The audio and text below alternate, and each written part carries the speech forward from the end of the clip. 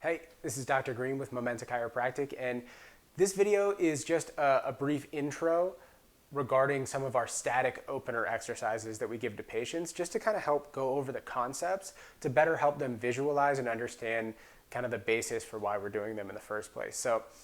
static openers, it's a neurodynamic principle from Michael Shacklock that helps to relieve pressure on a nerve root that's causing sciatic-like symptoms down into the leg, including numbness, tingling, and occasionally pain. So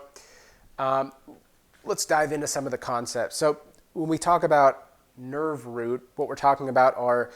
these nerves as they exit from the spinal canal through what we call the intervertebral foramen, okay? Intervertebral foramen is that hole where these small nerve roots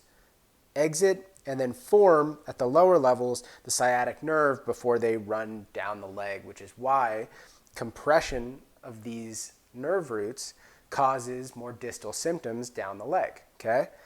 In most cases that we see, especially as chiropractors, a lot of the causes of that compression can include, most commonly, disc herniations. Sometimes we see degenerative changes that create osteophytes or bone spurs that close down those spaces. Or sometimes it can just be a combination of that with acute inflammation that prevents that space from being open enough to not compress that nerve. So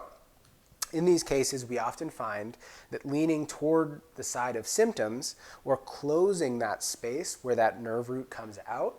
tends to cause more compression and causes the symptoms that they're experiencing. These exercises are supposed to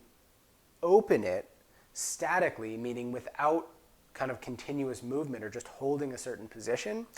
to take pressure off of that nerve root, allow blood to flow in, and promote some healing of that nerve root so that symptoms down the leg start to improve, okay? So,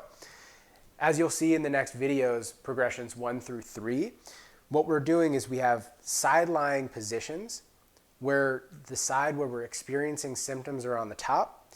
and then we're moving and adding tension to create a little bit of pelvic rotation that helps to create lumbar or low back lateral flexion or side bending that helps to open the space where those nerve roots come out, helps to decompress them, and allows for them to heal and symptoms to improve.